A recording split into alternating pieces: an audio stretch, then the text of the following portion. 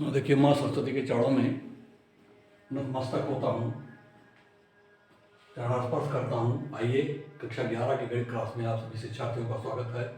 देखिए कि चैप्टर 14 गणित की विवेचना, गणितीय विवेचना मैथमेटिकल रीजनिंग क्लास 11 एनसीईआरटी से लिया गया है।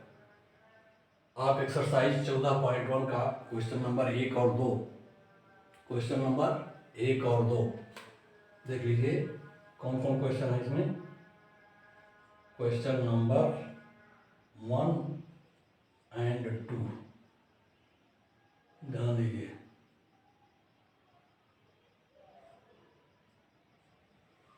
क्वेश्चन नंबर 1 और 2 का हल इसमें दिया गया है।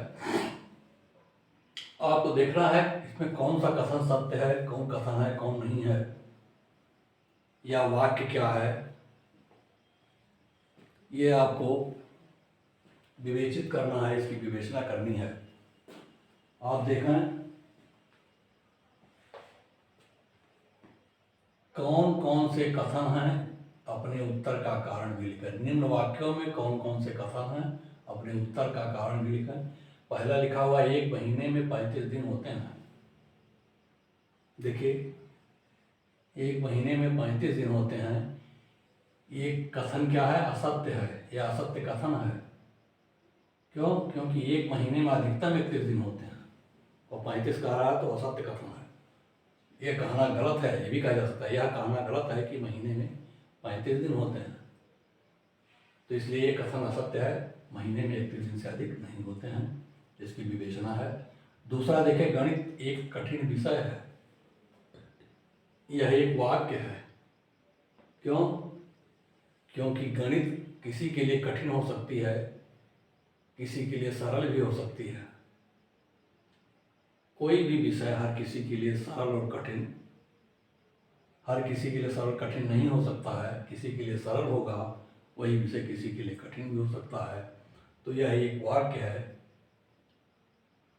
इसकी विवेचना में देखिए, कठिन विषय की परिभाषा, कठिन विषय परिभाषा विहीन है, क्योंकि हर विषय किसी के लिए कठिन अथवा किसी दूसरे के लिए सरल हो सकता है। यह कथन नहीं है। तो आपको पता चल गया कि यह कथन नहीं है। पहले वाला कथन था, लेकिन असत्य कथन था। तीसरा देखें, 5 और 7 का योगफल 10 से अधिक होता है। यह सत्य कथन है, क्योंकि 5 + 7 = 12 इज ग्रेटर देन 10 है। यह सत्य कथन है। ऐसे चौथा देखें, किसी संख्या का वर्ग एक सम संख्या होती है। यह असत्य कथन है, क्योंकि 49, 121, 9, 25 आदि क्या हैं?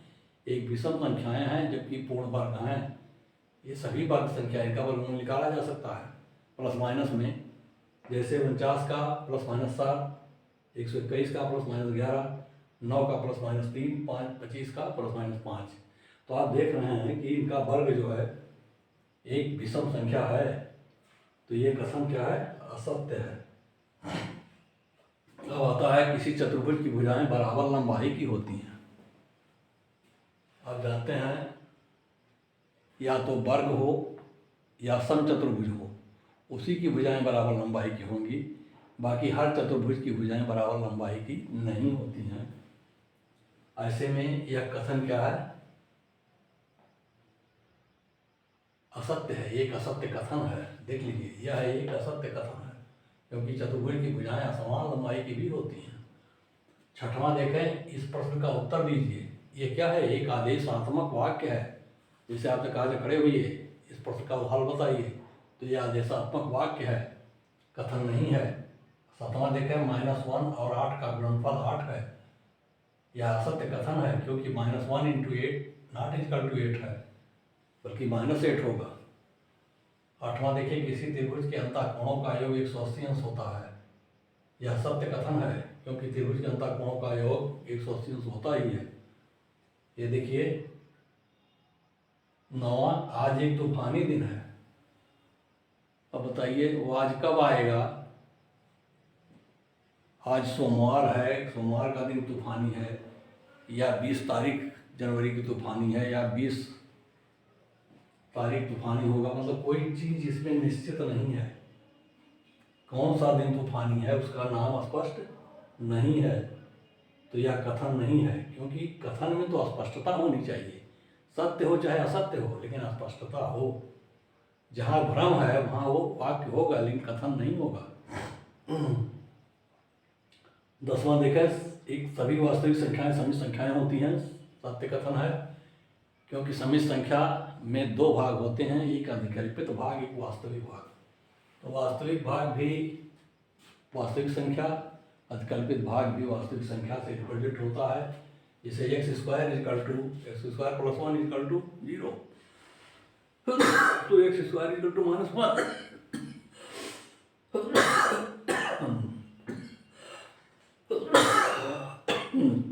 चलिए आगे चलिए, दूसरा सवाल देखा है, क्वेश्चन नंबर 2। 3 ऐसे उदाहरण दिए थे जो कथन ना हो, उत्तर का कारण भी लिखा। पहला देखिए, आकाश में उड़ने वाले सभी पक्षी काले रंग के हैं। यह कथन नहीं है, क्योंकि पक्षी का नाम स्पष्ट नहीं है। पक्षी तो और रंग के भी होते हैं जो आकाश में उड़ते हैं। विभिन्न रंगों के पक्षी आकाश में उड़ते हैं। अगर नाम स्पष्ट होता, इसमें कहा जाता कौवा काले रंग का है, तब तो हो जाता कि हाँ ये कथन है। लेकिन ये कथन नहीं है। आकाश में उड़ने वाले सभी पक्षी एक रंग के नहीं होते हैं, काले रंग के नहीं होते हैं। वह कक्षा 11 की छात्रा है, यह कथन नहीं है, क्योंकि छात्रा का नाम तथा विद्यालय दोनों स्पष्ट नहीं है। तीसरा देखिए, tan² थीटा का मान 1/3 से अधिक होता है, यह कथन नहीं है, क्योंकि थीटा का मान स्पष्ट होने पर ही tan² थीटा > 1/3 प्रमाणित हो सकता है। चलिए, ये सब आपका विवेचना में हो गया। धन्यवाद।